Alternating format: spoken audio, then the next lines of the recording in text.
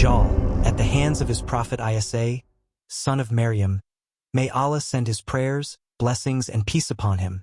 At the gate of Lud in Palestine, people thought that the time of trials had ended, and that the earth would finally rest after the greatest tribulation humanity had ever known.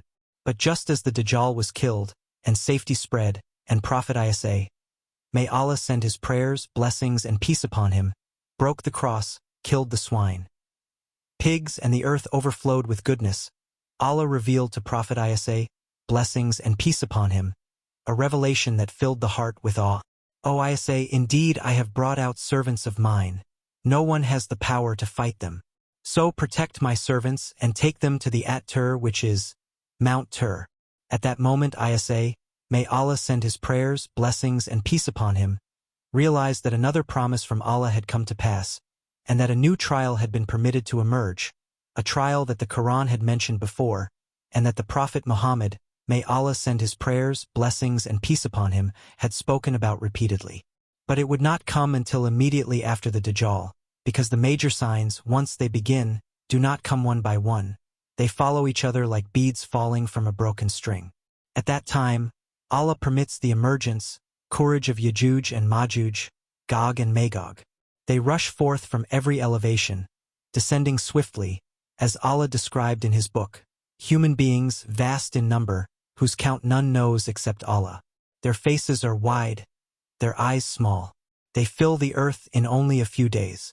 The first of them will pass by Lake Tiberias and drinks its water.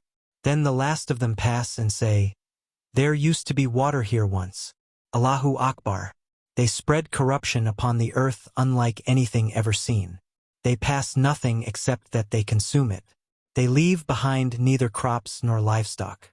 The situation becomes so severe that the believers gather with Isa, may Allah send his prayers, blessings, and peace upon him, and the righteous servants of Allah in the mountains, surrounded and besieged, until the head of a bull becomes more beloved to one of them than 100 dinars. As the Prophet, may Allah send his prayers, blessings, and peace upon him, informed. At that point there are no weapons, no armies, and no earthly plans. Everything returns to its origin, supplication and complete dependence. So Prophet Isa, may Allah send his prayers, blessings, and peace upon him, and those with him raise their hands to the sky, and Allah responds in a way no one could imagine. He sends upon Ya'juj and Ma'juj a small worm in their necks, called a naghaf, and by morning, they are all dead, like a single soul. The trial ends just as it began, by the command of Allah alone, without battle and without confrontation. Then Prophet Isa, may Allah send his prayers, blessings, and peace upon him, and those with him descend, and they do not find on the earth even the space of a handspan except that it is filled with their grease and stench, foul smell and odor. So they supplicate to Allah again, and he sends birds with necks like those of camels, which carry them away and throw them wherever Allah wills. Then Allah sends rain, rain from which no house made of clay or wool is protected, and it washes the earth until it becomes like a polished mirror. After that, the earth returns to its blessing.